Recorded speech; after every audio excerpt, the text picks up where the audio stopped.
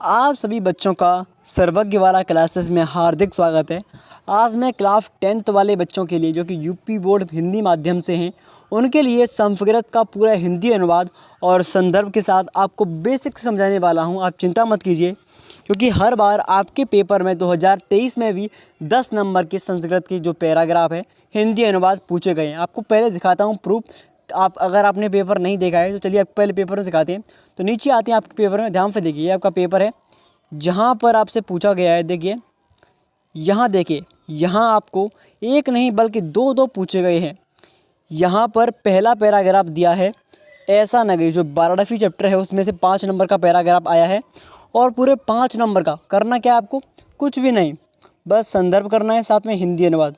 लेकिन कुछ बच्चों पर ये नहीं आता है इसका हिंदी अनुवाद करना और ना ही इसका संदर्भ करना। तो कैसे करना है सर? और साथ में ये तो भी गद्यांश में से है, पद्यांश में से भी 5 नंबर का पूछा गया है। ये देखिए 5 नंबर का पद्यांश में से भी इस 2 लाइन मिलती हैं। 2 लाइनों में से आपको पैराग्राफ का हिंदी अनुवाद करना है, साथ में संदर्भ करना है। तो चलिए आपको दिखाते हैं कैसे करते हैं। और पूरे अगर आपको नंबर पाने हैं तो पूरी मेहनत कीजिए। चलिए आपको ले चलते हैं आपके टॉपिक के पास। तो let's play begin, start now. चलते हैं, आते हैं अपने टॉपिक पर। तो यहाँ आ चुके हैं अपने संदर्भ पर। ध्यान से देखिए, सबसे पहले संदर्भ करने में कोई बड़ी बात नहीं है, आप आसानी से संदर्भ कर सकते हो। यहाँ से आपको लिखना क्या है, प्रस्तुत गद्यांश। अगर गद्यांश में से पूछा गया है तो गद्यांश लिखना है, अगर पद्यांश में से पूछा है तो पद्यांश लिखना है, ठीक है।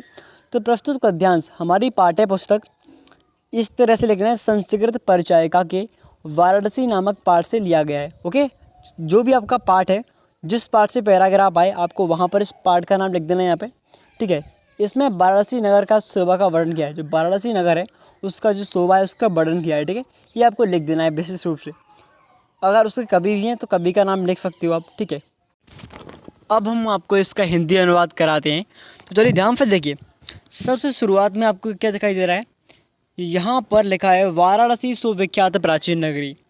इसका हिंदी अनुवाद होगा वाराणसी अत्यधिक विख्यात प्राचीन नगरी है। ओके, सुविख्यात कहते हैं बहुत प्रसिद्ध, या फिर अधिक विख्यात कह लीजिए, एक ही अर्थ दोनों का, ठीक है। अब सेकंड वाली लाइन का फिर इसका हिंदी अनुवाद करते हैं।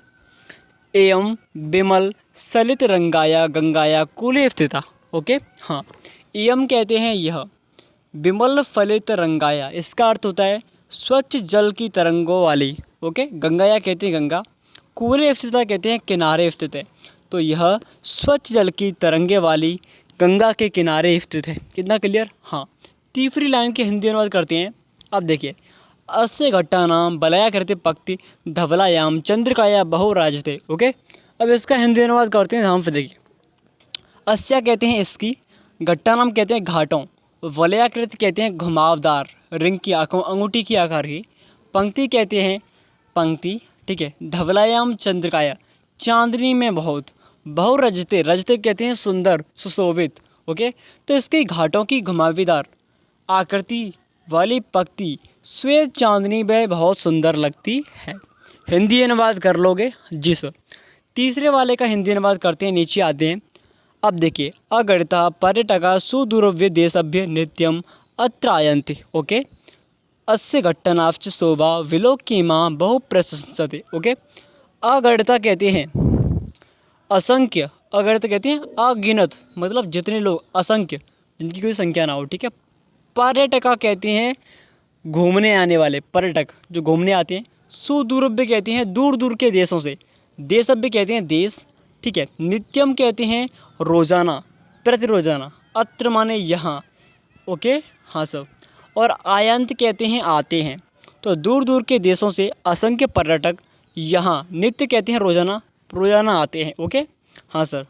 और अस्य घट्टानाश शोभाम, और इसके घाटों की शोभा, घट्टनाश्च कहते हैं घाटों, शोभम कहते हैं शोभा। ओके, विलोक्य कहते हैं देखकर, इमा बहु प्रशंसते, इमा कहते हैं इसकी, बहु माने बहुत, प्रशंसित कहते हैं प्रशंसा करते हैं। तो इसकी शोभा को देखकर, जो घाटों की शोभा है, तो इसकी प्रशंसा करते हैं। इतना क्लियर हो चुका होगा। अब अगली वाली लाइन की इसकी हिंदी अनुवाद करते हैं।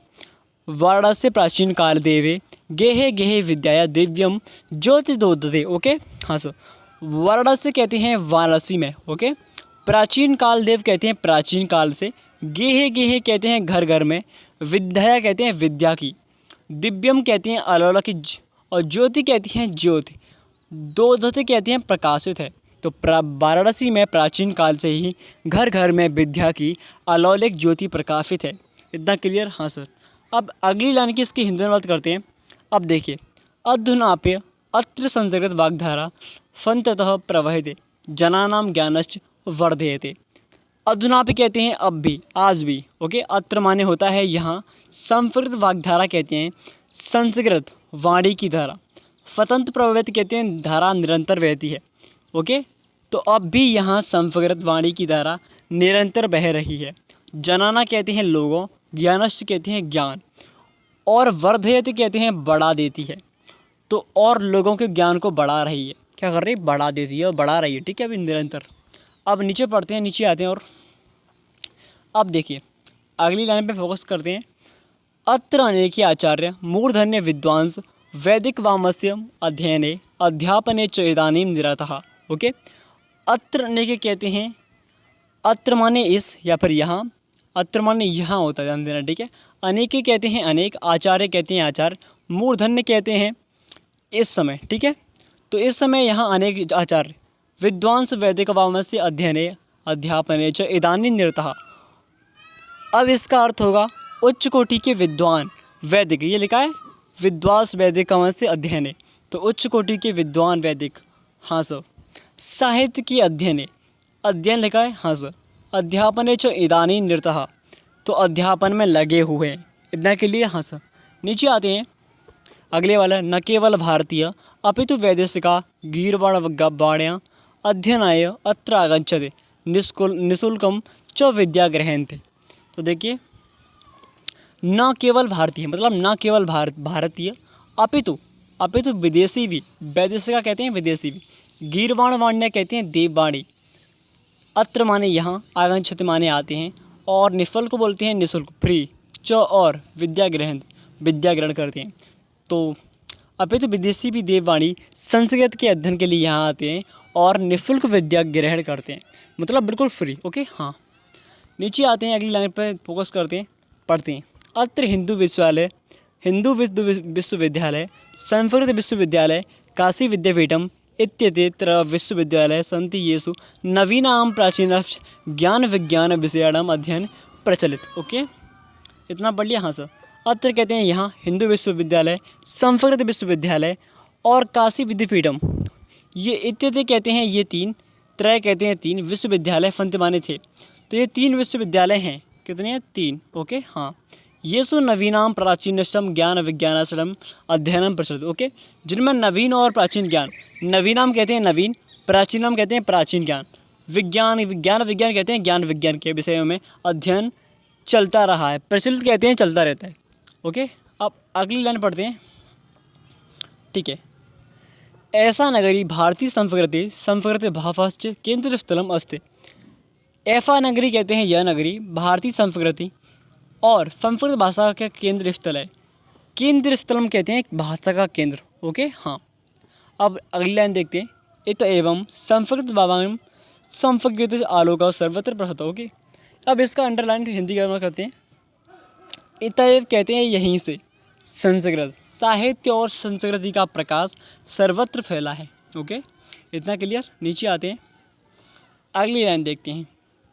सह तेषां ज्ञानेन तथा प्रभावित अभवत यत् तेन उपनिषितम अनुवाद पारसी भाषायां कार्यथ। तो देखिए, सह माने वह होता है, उनके ज्ञान से ऐसा प्रभावित हुआ, तेसा कहते हैं उनके, ये तो तेन उपनिषदाम अनुवादम पारसी भाषायां कार्यथ, कि उसने उपनिषदों का अनुवाद फारसी भाषा में कराया। किस में कराया? फारसी भाषायां। अगला, एयम नगरी विविध धर्माणा संगम स्थली। एयम नगरी कहते हैं यह नगरी अनेक धर्मों की संगम स्थली है। इतना क्लियर? हाँ सर। नीचे आते हैं। महात्मा बुद्ध तीर्थकर पार्श्वनाथ शंकराचार्य कबीर गोस्वामी तुलसीदास अन्य च बहवः महात्मान अत्र गत्य स्वीयेन विचारन् प्रसारयन्। ओके, तो महात्मा बुद्ध, तीर्थकर पार्श्वनाथ, शंकराचार्य, कबीर, गोस्वामी तुलसीदास और दूसरे अनेक महात्माओं ने यहाँ आकर अपने विचारों का प्रसार किया। प्रफायन कहते हैं प्रसार करना। ठीक है, अत्रगत कहते हैं आकर, स्वीयान कहते हैं विचारों को। ठीक है, अगला पढ़ते नीचे आते हैं। न केवल दर्शने साहित्य धर्मे अपितु कला क्षेत्र एवं नगरी विविधान कलानाम शिल्पनाश्च कृते लोके भी श्रुता। ओके, न केवल दर्शन साहित्य और धर्म में अपितु कला के क्षेत्र में भी यह नगरी तरह तरह की कलाओं और शिल्पों के लिए विश्व में प्रसिद्ध है। इतना क्लियर। नीचे आते हैं, आगे बढ़ते हैं। अत्रत्य कौशी साटिका देशे देशे सर्वत्र स्फुरन्ते। तो यहाँ की रेशमी साड़ियाँ हर देश में सर्वत्र पसंद की जाती हैं। इतना क्लियर हो गया। हाँ सर, अब पढ़ते हैं अगला। नीचे आते हैं। अत्रत्य प्रफर्त मूर्तिः प्रतृत। यहाँ की पत्थर की मूर्तियाँ प्रसिद्ध है। अत्रत्य कहते हैं यहाँ की, प्रतर मूर्ति कहते हैं पत्थर की मूर्ति, प्रतिता कहते हैं प्रसिद्ध है। नीचे आते हैं, अब पढ़ते हैं। एवं निजा प्राचीन परंपराम इदानीमपि परिपालयते तथैव गीयते कविभिः। ओके, तो यह अपनी प्राचीन परंपरा का इस समय भी पालन कर रही है।